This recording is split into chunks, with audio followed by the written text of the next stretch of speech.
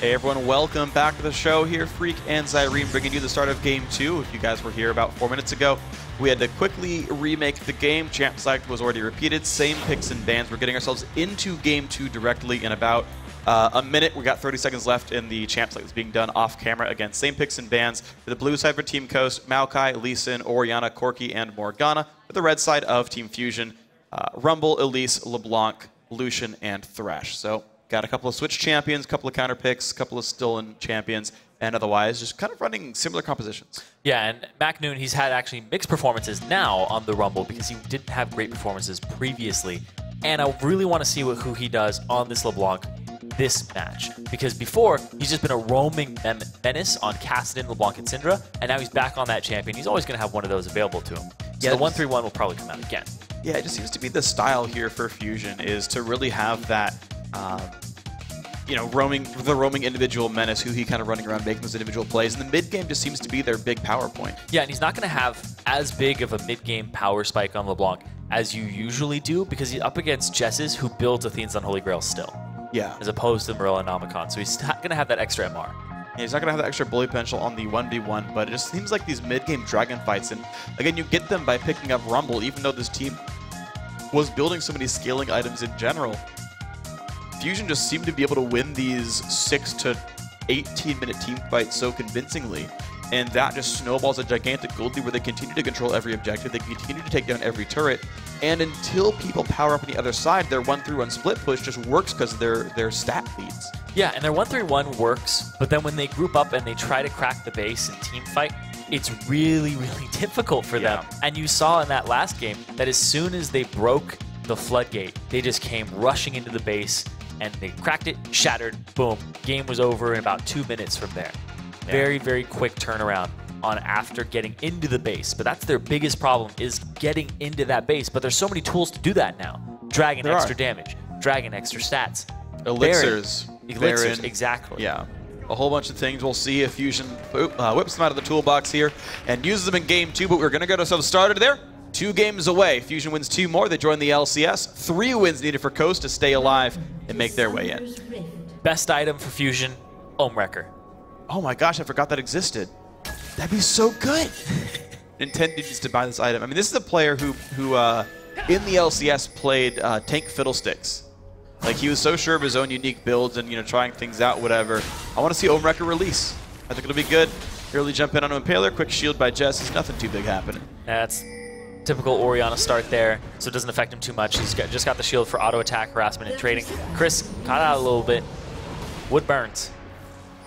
Oddly, it's like really well tempered against that. Like a flamethrower against a tree, and Chris is like, I mean, it hurts a little bit. Yeah, I mean, like, you put a flamethrower on a tree, you know, you'll crisp it at the start, and then eventually That's a good catch. point. Trees actually takes a while. Burn that quickly. You gotta get the branches first. That's a good point. All right, well, you know what? He's going to be fine for this one. Just walk back to the fountain, cool off, heal up. He's going to be okay here. Now, we started this game looking like normal lanes, but now Mash and Sheep running back across the map. I believe Mash and Nian saw each other, and then he went and pieced out. So Team Coast looking for the lane swap here, and they're going to get it. That's so crazy. I don't know if they're going to get it, though, because they're walking over wards right now. Oh.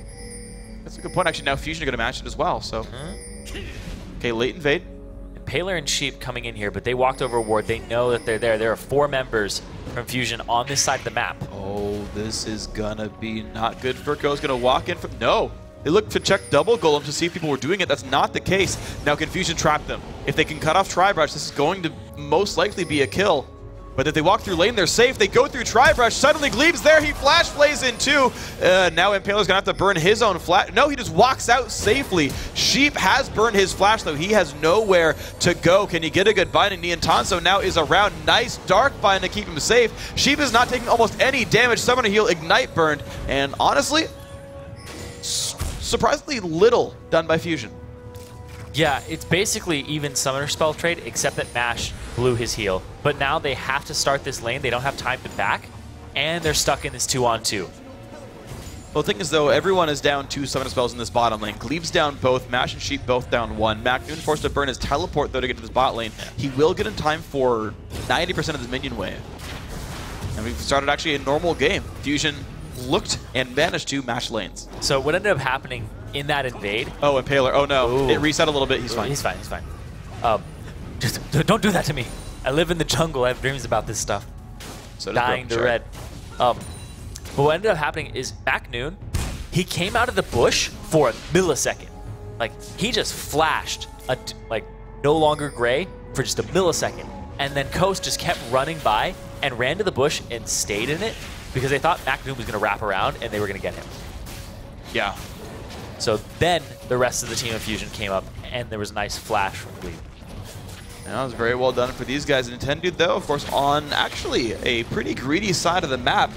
I don't know how he realized Impaler had such a bad jungle start. Oh, because he was part of the fight where they pushed him around. Of course, yeah, that makes so much sense. So very heads-up play by Nintendude to say, you know what, he's stuck on the bottom side of the jungle and probably has to recall early because he's definitely getting no leash. Gets a blue buff steal. Yeah, and he gets the Gromp, too. Like, that's something that you can't be like, oh, it's nothing. There's a lot of experience falling into Nintendude's hands very early on, whereas Impaler, he only has 2 camps up. Exactly. He doesn't even have his Krugs up.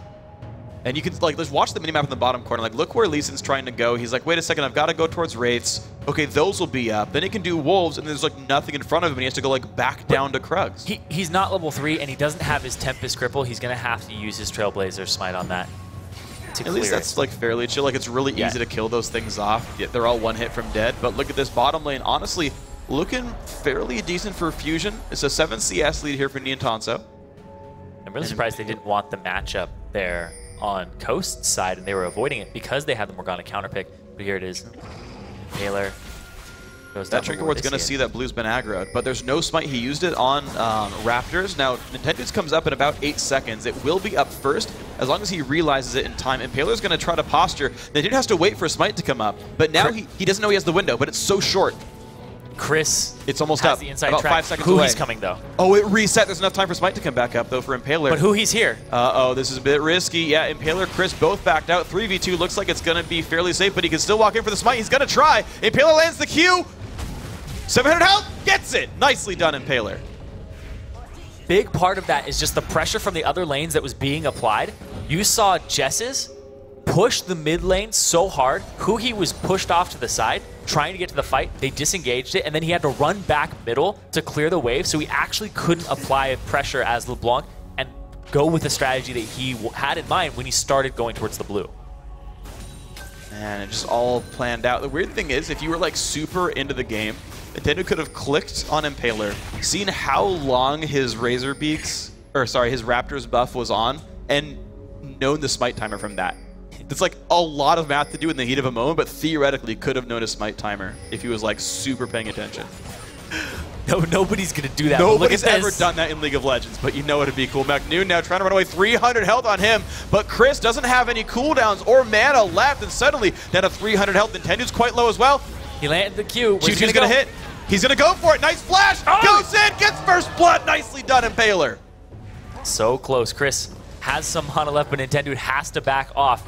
Really well done by Impaler on that Lee Sin, and that's why you just don't give it to him when he has a team that allows him to play that champion. And that's the problem, is it's so hard. You have to pretty much guess when Q2 comes out to dodge it by Repel, because it comes in so quickly. You oftentimes can't reflex dodge skill shots. And Nintendo guessed early.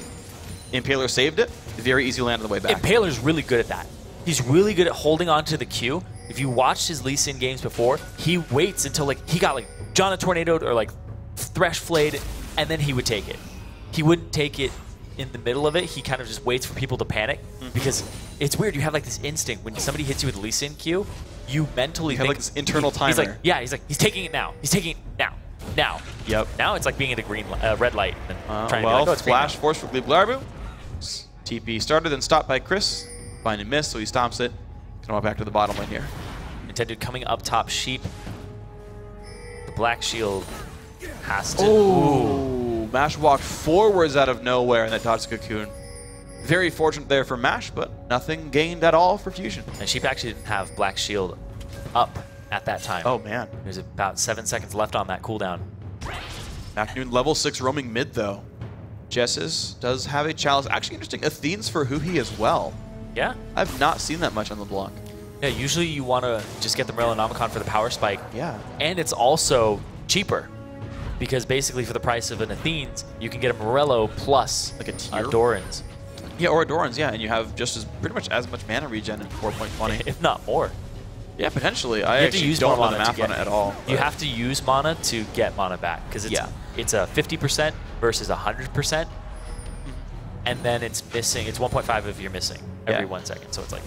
Well, it's a weird thing because it actually made Athene's work alongside Rod of Ages as like, oh, he's going to stop both recalls. Nicely done. Niantanso going to give his opponent an awkward recall. That's actually pretty good timing then. Glebe going to go back to lane pretty safely. Early Moby boots for the Thrash. Will it be the same for Morgana from Sheep? You would think so, because he likes to roam around the map, likes to match, but no, it is the Sightstone. Yeah, I think it's actually the right choice, though, just because, again, Thresh is the more roaming of the supports, and so you would kind of expect that to be the champion that makes more plays. But also, though, is Glebe's playstyle. He was the one going Moby Alacrity on Morgana last game, so it's just his style, basically. Trying to affect the game in the lanes, and look at this, the Dragon is actually being juggled back and forth already. From the recall of Glebe, Sheep spots this one out, though. He also roamed to the bottom lane. Very smart play by these supports to recall and go bot lane for Dragon in 9 minutes. As you can see, though, it's still Fusion going for the attempt there. Should be very low chance of stealing, and it is picked up there by the red team. Another good smite, but intend to. Dragon number 1 goes to Fusion. Yeah, at the same time, Niantanso just went up top. No problem at all. And the fact that Impaler was on the left side of the map, and so was Jess's, made it a very simple Dragon for them to pick up with the vision control. This is interesting. There's actually a choice to be made here by Fusion's bottom lane, or their duo lane here, and it's do you keep giving farm to top, you keep giving farm to the bottom lane. Now, both those AD carries were top side before Dragon started, and Mash made the choice to go bot lane, now that he has Sheen, but there's no Dragon. Now, there's actually a freeze available, which means Fusion could have the time to send anyone to that lane. Oh, hold on, this is going to be a lot of damage. MacNoon down to half health already. Nice flash followed by Sheep. That is a great stun, a great puddle as well. And that will be the kill. The flash is going to do enough damage. Ignite secures it. 2 kills Coast. And Coast got a lot of the first couple of kills in the first game, too. And the game just kind of got snowballed out of their control during the mid-game. I don't know if it's going to be more of the same here, because they have to hold on to this. And like you said, they have options available to them now. Niantanso with the BF sword and just an immense amount of CS early on in the game on this Lucian. But his duel back and forth with Chris, not turning out too well for him. Chris seems to keep fighting the end and then realize that auto attack hurt a whole bunch.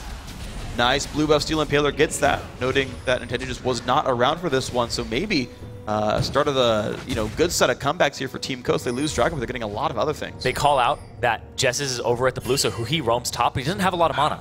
Very good plays here, but Glebe is there. It's a 3-man dive. Chris pops ulti early, tries to kill off the minion wave. Very good damage here. Glebe pulling aggro very nicely. No mana on Huhi, but that is the kill picked up by Niantanso. Perfect dive there by Fusion. Yep, Glebe just standing there with the turret aggro is what allowed them to pick that up, and also they made them pay for that blue buff steal by calling out who was there, and Huhi roamed. Mid-game has always been the strength here of Fusion. They're doing such a good job of this one. No hesitation at all. He loses the minion wave mid, but that's so worth it there. Big damage onto Impaler. They go back into MacNoon, though. Oh, the kick and shotgun do not synergize. Out goes Impaler. TP from Chris. He's going to have to probably cancel that one as well. I don't know if he's going to get anything. Flash is down. Binding. Nope, not going to happen there for Sheep. Good cocoon. And wasted teleport. Yeah, that was a 4-man, but the 4 men that got sucked into it were just spiders. So, very poor shockwave, but also Impaler had kickback at the same time. He's pretty much to disengage. Oh, no. He's got to be a little bit careful, though. Chris roots him up. Doesn't really care about the damage dealt, though. It actually goes to Sheep anyway. But MacNoon is in. Half health on the top laner. Goes in pretty hard for Elise. Good play backwards. Kill picked up by Glebe Glarbu. He was moving his clone around like it was him and moving himself around like it was a clone. Nice. I didn't even follow that. He was cute. That was great. Nicely done. He's actually taking a lot of damage with his cannon, by the way. He's 2 hits from dead. Just leave it. Okay, we're good. A little micromanagement there. He's very versed in this champion. And the fact that Chris used his twisted advance at the same time just got pulled back. One thing to point out, actually, when the Athenes was being picked up by Huhi, I looked at the enemy team. Coast are very magic damage heavy, much like Fusion was over in Game 1. And the Athenes make sense. If you are going to be a target of attention, you're still getting that 25 or so MR that is valuable. Yeah, both teams are very MR, magic damage heavy. Well, Flash from Nian doesn't need it because the teleport comes in from MacNoon. There's the culling, and there's a lot of damage. Sheep just immediately drops for just a little bit of attention. Well done. Good teleport, MacNoon. Yeah, went a little too hard there. Didn't have his flash, and they knew it because he'd used it previously. And here comes the roam around. Sheep on the side. And the mid laners are about to be in a 10-2. Yeah, but Jess is going to get the inside track. He's got to be a bit careful on this one. Doesn't have an easy way into this fight. But there's a lot of wards here for Fusion that will kind of watch all these invade attempts. Nice pink ward to keep those wards gone. But you're still seeing Coast very hesitant to try to stop this at all. And this turret's almost gone. Ooh, nicely done, Fusion. Oh, Cocoon misses. Do they want this? Looks like yes, 4v3, but here comes Sheep. Both top laners stuck topside. Ooh, good flash away, but Huhi now very isolated. Does he have a way out? Gets popped. Nice jump over. He's going to stay safe. Hook does not quite catch. Nice try, Glebe Glarbu. Popping the box pretty early, too. He was so confident the hook would land. He wanted to make sure like the slow landed before Black Shield. Because of the arm timing, like if you box late, Hook times out, you get to Black Shield yourself, you don't get slowed by box. You've got a box like right after Hook gets cast. That's true. There's the confidence they had in landing that hook, but the fact that Sheep just kept walking forward, didn't think he would base check or at least get that close. Yeah, I'm unsure of if his path changed or anything, but mid lane, the counterattack very nicely done here by Coast. They saw the rest of Fusion forced back, and Coast answer a turret 1-for-1 here. At the same time, they're just continuing to farm up in all of these lanes.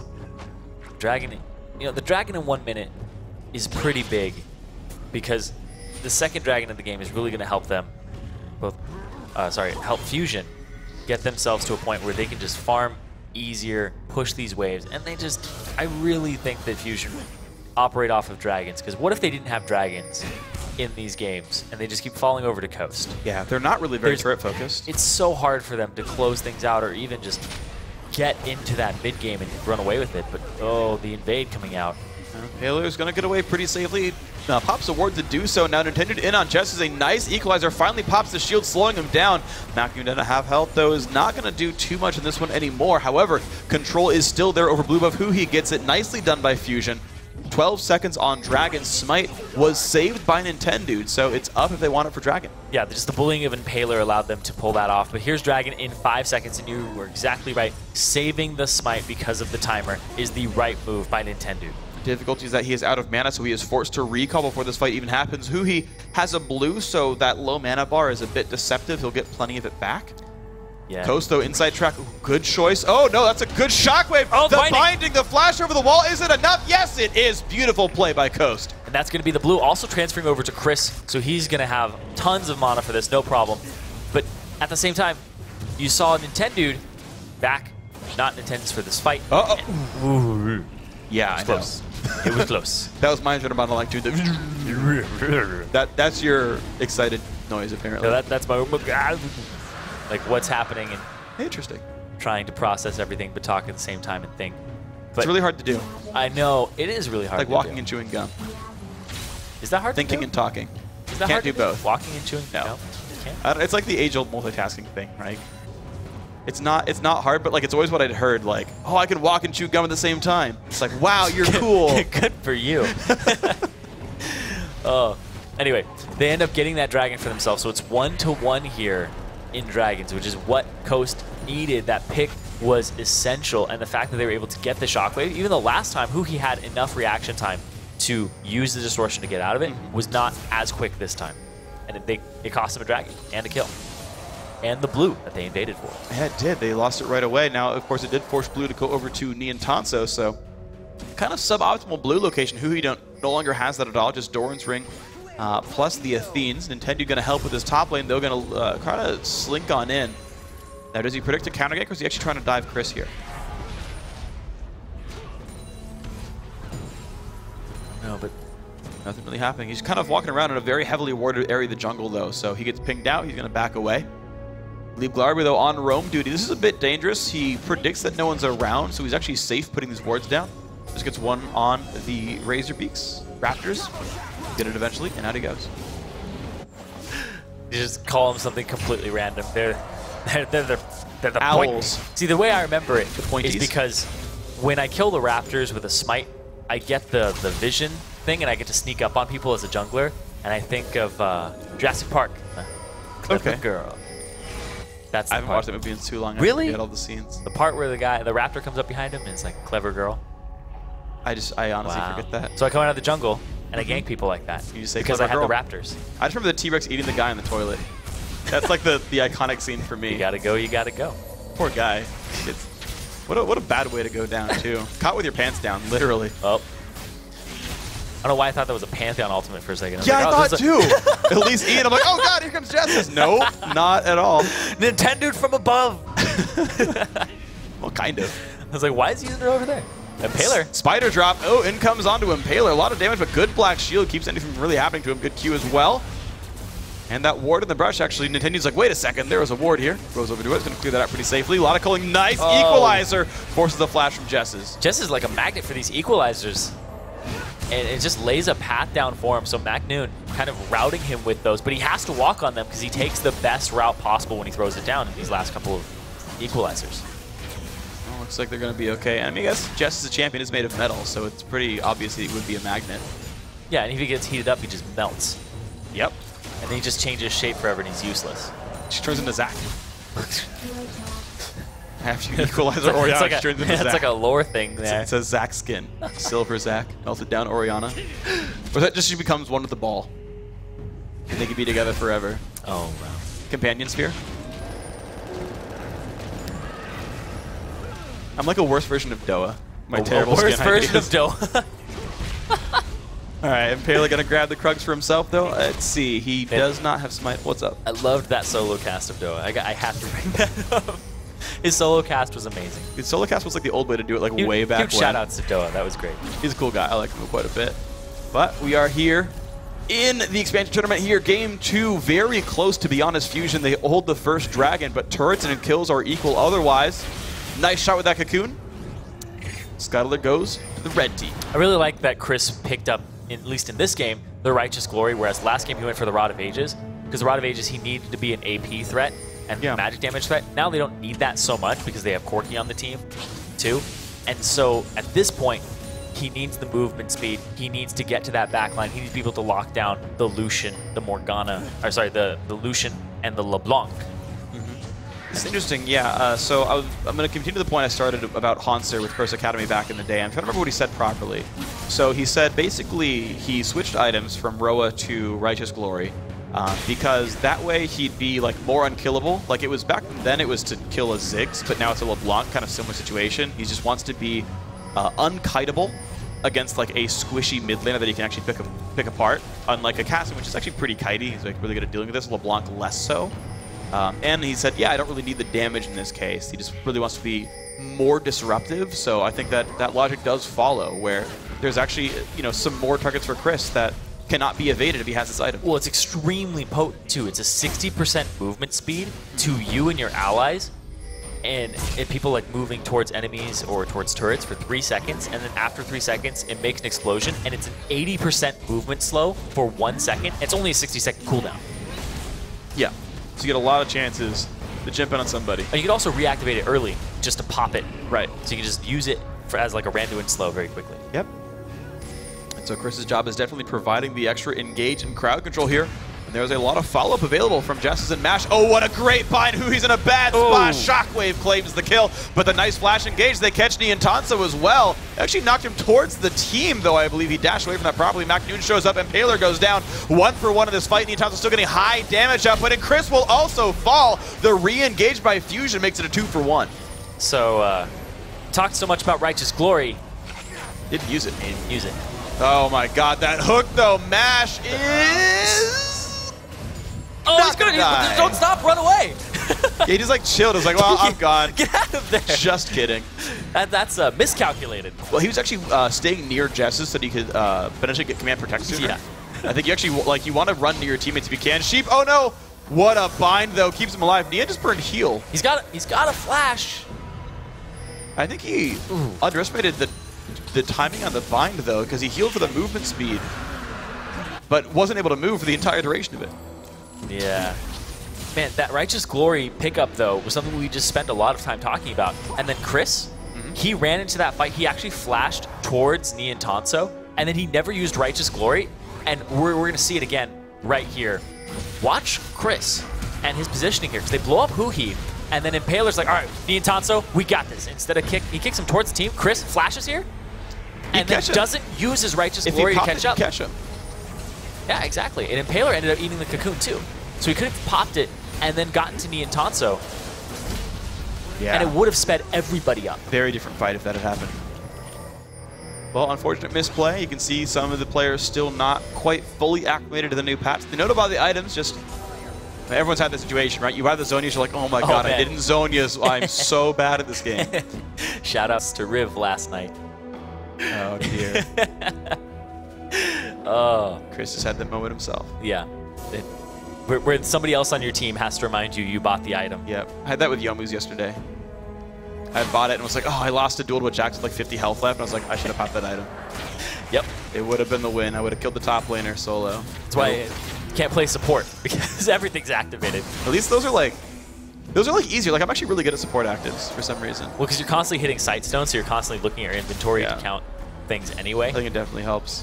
So it's kind of like, once you take stock of it and kind of turn that part of your brain on, it stays on for the rest of the game. I feel like also like being less of a target threat, like, gives you more time to kind of look at the action. Like, you're not trying to like kite with auto attacks all the time. You have like a little bit more time to like look at the battle. It's a huge part of your usefulness too. When you have a Mikhails, you're kind of like, okay, Mikhails is here. I better hit this button. Yeah, or else it's like, why am I even in this game? What did I do in that Why did fight? I just stop at Chalice? Why spend the 2K to upgrade it? Yeah, that's fair. And he did take Leandri's this time on Mac Noon. I think that's the right choice. So, on Mac Noon. Hearing you. Yep.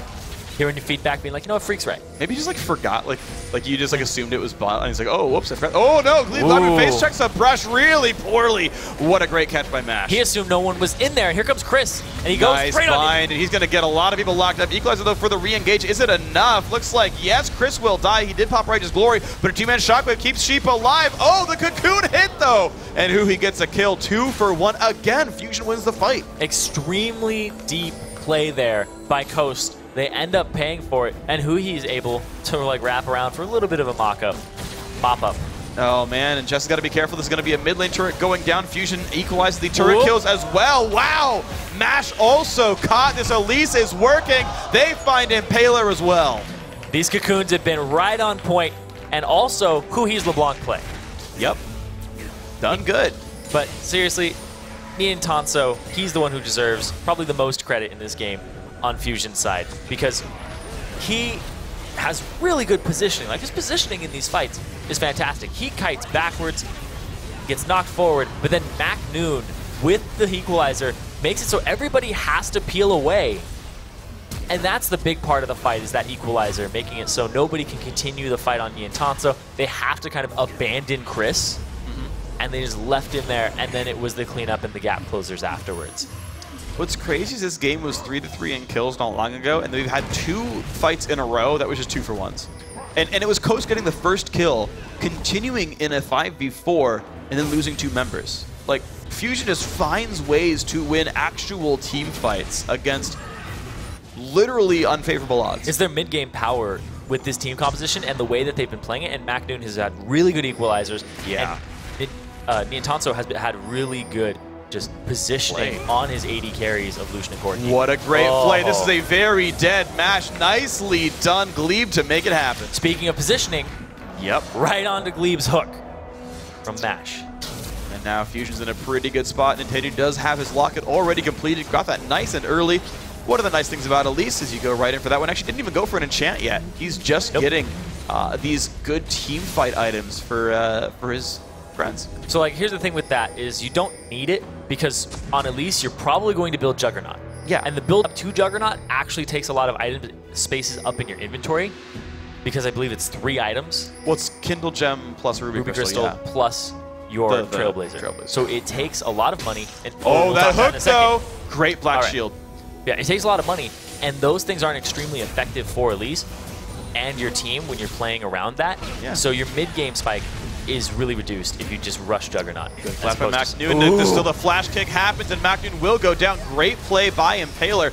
And now you got to be pretty careful who he kind of stuck in the back lines. Shockwave, though, kited away from. Good job, Fusion. Just the 1 for 0. 3 spider Shockwave. Yep. I'm going to count these Shockwaves by spiders now. 24 legs were caught in that Shockwave. Oh my god. It's like a tornado of legs. Spider legs, though. Yep. That's not that bad. What do you mean? Spiders have feelings too, okay? Yes. Yes, they feel extreme. They feel That's the pain. thing. No, I'm not even going to get about. Uh-oh, Jess is good dodge on the chain, though. He's going to get away. Spiders just move creepily. That's the thing for me. I'm not like afraid of spider. Let's stop it, freak. I was moving my fingers like a spider. For those of you not watching us, they're just visually. They move really creepily for me. It's not so much like, oh, I'm afraid of them biting me. It's just like that. It just looks really weird. Anyway. Fine. You must not like contortionists. Hopefully they're not just getting a list of my fears out to the world. Anyway. Flexible people. So Cyrene is afraid. Nintendo, hopefully they're not too afraid of him. But he is 2-0-5, and this is a dragon that looks like it's going to go to Coast because everybody else on Fusion is backing right now. Completely clean by Coast. Well done to them. There we go. Dragon goes to these guys. Now, Fusion had 2, but I believe this is the first one now for Coast, unless I'm misremembering. Could be the second. We'll get confirmation in a second. It is 2 for both. Okay, I was silly. I thought I saw 2, but I thought I was lying to myself. Yeah, it's 2 for both. All right, so yeah, both teams now have bonus minion damage as it is 4.20, and that bonus 8% AD and AP. So equal parity here. Fusion does hold a 4,000 gold lead, though, from their team fight and turret wins. This would put them in the driver's seat. However, map control right now seems to be going a little bit more Coast's way. Huhi has that Rabadon's death cap completed. He is ready to blow people up. And if you look at the item spike differences between the two AD carries, Niantanso is way ahead. He's almost 100 CS up over Mash. Oh man, he's destroying him item spike wise as well. 3 completed items there for the spike. No eye edge done yet for Matt, which is a pretty big deal. He's going to need that to be a good damage threat. And look at that Sheep. He's going to go for the Zhonya's Hourglass to try to help engage these fights. Teleports are coming in though. This could be a very strange battle though. Coast locked outside their own base. Fusion pushing in for the inhibitor. This is one way to push a game in. Yeah, the fact that they have them on the outside. Fusion, they'll solve their problem pretty easily, but Chris goes for Nian. All right, Chris going to lock one up. Macdu going to pop the equalizer, then pop on out. Jessis goes down, and so does Chris. 2 for 0. This is a very good start for Fusion. Back in the go for the inhibitor turret. 30 minutes in. This is looking nice. Here's the thing, is they're going to crack this base so early on, and they're going to get an inhibitor for it as well because they have so much physical damage. Wow, absolute map control now here for Team Fusion. What a great way. What just great out positioning. They pushed down mid immediately. You saw it about 20 seconds ago. They blew a bunch of quota just to kill the minion wave faster. They got the inside track. The teleport came in early by Macnu to make sure they had the 5v5. And now they're even rushing down for Baron. Impaler is up. I don't know what he can do about this because it is just melting down off this consistent damage that this team offers.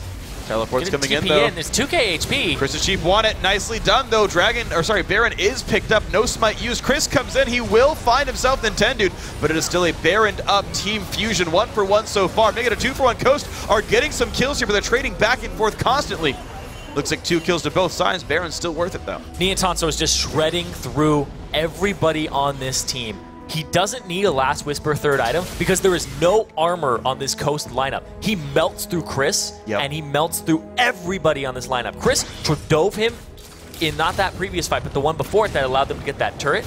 And he's just like, oh, you're Maokai with no armor, pop, pop, pop, pop, and he's gone. Now he gets a Last Whisper ahead of the curve. He has so much. Like, watch this. Huhi blows up Jessis, but meanwhile, Niantanso is like, oh, yeah, you have no armor. Let's crit a Maokai twice for 900 combined, and he's just off the field immediately. And Huhi with the completed death cap spike immediately bursts out Jessis, and that is all she wrote in that fight. And that's so just well done by Fusion. They created a fight full of chaos, things that both Lucian and LeBlanc thrive in. Beautifully done, made a whole bunch of work here. And my God, 4-item AD carry 32 minutes in is not something you can handle. Versus a cloth armor. 2-item. You have 2 Zhonyas and a cloth armor. That is the net armor defensive stats from Team Coast. Not the happiest here. It's a field day for Niantanso. Yeah, and also the fact, like, no Frozen Heart. Nothing's going to slow his attack speed. He's perfectly fine there. No big bruisey armor tank because they've been trying to counter build the double AP of Fusion. And in the double AP composition, and you get a Fed 80 carry, that's actually almost ideal. It is. It really is. It's very well done. And I can't fault Chris for trying to not die to the AP champions, but you're right. It's giving Nian so much room to work with. 6 kill lead, 2 turret lead, dead inhibitor, bottom lane now the focus. And Fusion, I think rightly so, grouping as 5s to make sure this is a very clean push because mid lane is going to pull attention on its own. Exactly. They crack the base. They have the Baron buff up. They have the dragons to start just pushing these minions so quickly. And when they get to these turrets, Nian just shreds them. Down goes the turret. 9,000 gold lead. Now, how well can these guys hold on to this? Because I don't feel like there's as much threat that... It's going to go down so quickly when they actually get to it. Chris finally had to back. Home guarding in, but he still has no armor. That is the big part of this team, is they have no armor to deal with the 7-0 and 5 hundreds. Oh my god. Yeah, Zhonya's pop, Jess's. There's the equalizer. Doesn't do very much, though. It does buy him a little bit of time. For a minion wave. Yeah, here is the wave. Now, can they do enough of that one? Jess is going to stay around in this battle. Nice hook onto Chris. Can they do the damage? No, he W's out. There comes Sheep, but everyone's going to disengage from this one for the most part. Two-man stun comes in, but there goes the Morgana. Two-man shockwave doesn't matter. Niantanso is too tanky with that Bloodthirster.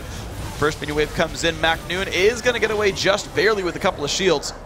1-for-0, and next wave. Oh, man! Down goes Impaler. Immediately burst out there by Huhi, and now the minion wave is back, and they're going to continue this push. Much more successful game, and also their super minions already on the base. Oh, this is going to be inhibitor number 2 and likely the game as well. 12 seconds on the Morgana respawn. They could go for the next turrets right now. They secure the inhib instead, though. Now, do they feel safe? Two members are very injured. This is, remember, the new Baron buff. There's no extra regen here, so those health bars will stay low. And Fusion, as a result, are going to play a little bit more safe. They're going to look for the minion waves that they can kill off, but they do not want to get themselves into a fight against full health enemies. And they're going to go for this turret. They have a lot of damage, a lot of consistent damage. Whoa! There's the flash, who he can't quite catch it, but you know what? It's going to buy enough time for another turret to go down. Inhibitor number 3 likely to fall as well. Now, will they stay for more minions? No, they're first going to have to disengage. Nintendo gets exploded. There's the damage we were talking about. He is an injured man, but Inhib 3 goes down. In comes Impaler, can't find a kick. They just want to disengage this and get out of there. 3 inhibs down is just a death sentence this early on. Chris wants it, though. They find a couple more kills, and actually buying some time is one of the best things that Coast can do for themselves. Remove the champions, have time to yourself and your minion waves to clear the stuff out of your base. Coast can't really do anything either. They're just reserved to clearing these minions out that just took out a turret by themselves, even though Dragon is up. Oh, man, nothing to be done. Yeah, Fusion lost 2 members. MacNoon is at 1/3 health, and they're like, we get 3 minutes objective. No big deal. They're stuck in the base. It's true. So Fusion, with their support staff, just cracking the base so early. Not only, like, it's the same thing too. They actually took the base faster once they got in than they did last game with just an immense lead. And once again, at that 10K gold lead, they just seem to have problems closing the game. But this game seems to be a different story. Well, that's one of the things that I think it was specifically the LeBlanc pickup did for them. Yeah. Well, it's 2. It's Nian having... 806 helps.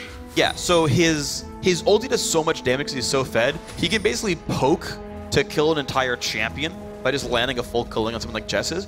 Also, because Huhi has ways of dealing massive damage from over a wall, they're actually able to remove people from the defense. This is the tower dives they were trying to do last game that wasn't working with Rumble and Kassadin, does work with LeBlanc. And so the same moves work with these champions. They're just rushing up the mid lane. They don't have Baron anymore. Inhibitor respawn in mid. They have their eyes set on this. They also have their eyes set on just one more tower in the game standing for Coast. And Huhi, he wants kills. Well, he's going to get at least the inhibitor kill for himself and the rest of the team there. I believe Elixir of Ruin is there for the Elise. That's what that glow, I'm pretty sure, is. Red Elixir over there on Niantanso, and this team is pretty happy. Look at that. The culling popped, and the tank is down to 1/3 health. From no risk at all. Sheep nearly 1 hit from dead as well. That was a full combo coming out there. Equalizer comes out, zones the team away. Jess is very screwed. Shotgun doesn't come out in time. There's a hit number 3 one more time. Minions will be flooding into the base soon from that bot lane, and they're already there from the mid, though. This will be GG. Game 2. Fusion need 1 more to join the LCS. Huge part of this. Huhi on LeBlanc. Assassin roaming. Niantanso with that great scoreline and positioning. And MacNoon showing up in those mid-game team fights. You see how excited they are. Yeah, dude, that was a no-look high five from MacNoon, by the way. He was just like, yeah, we know we got this. Hits it there with Nintendo. Nintendo had actually a bigger smile than MacNoon, but business as usual, really, for the Korean players on this squad. And all right, Coast says, guys, we've come so far. We expected to make it all the way. They had started up pretty good, right? They won Game 1 against Curse Academy, then lost 3 straight. They took down Final 5, but now suddenly Team Fusion stands in their way, and they've lost 2 straight to start this one out. I feel like Team Fusion, the fact that they are able to change these like really big problems in their, not just their drafting phase, but also like how they play the game out. Like they've been winning games without like with relying on their old strategies, but when they fix it, they seem really scary. Yeah, and it's a couple things going on here. So it's one, like Fusion the slow starters. Yeah. And certainly the very, very early game actually is very good by Coast. Coast does a good job punishing. They've gotten first blood both times. Frequently actually off of like Dragon takes, which is very interesting. Coast does a good job of punishing, and Coast are playing pretty smart in this one. However, the mid game just goes so darn well for Team Fusion that they seem unstoppable. And then also, again, what they said before the games even started is Fusion said, if we win game 1, we're going to 3-0.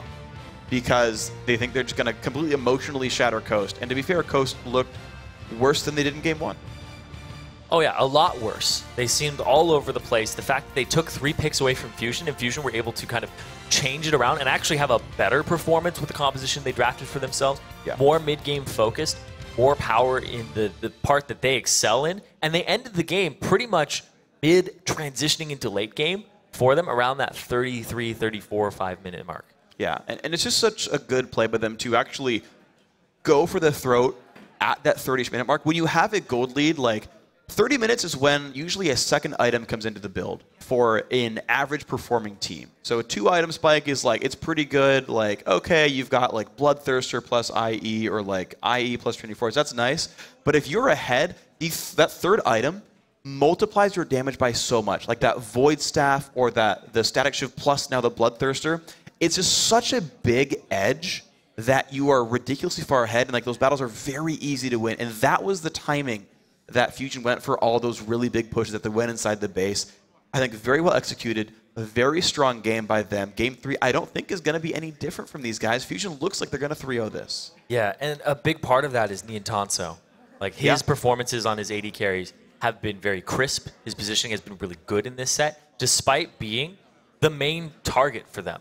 They keep trying to get to Nien in that back line, and then it's like, oh, you ignored our other threats? Well, they're going to operate from flanks, from the side. They're going to go after your back line, and they just deal with it faster. And that's what's done so well for Fusion is everyone on that team seems to be a very legitimate threat, either by playmaking or by killing people by themselves. So Fusion, guys, 2-0 in the best of 5. One more game to become the 10th and final team to join the North American LCS. Guys, we're going to be right back with game number 3, Fusion versus Team Coast.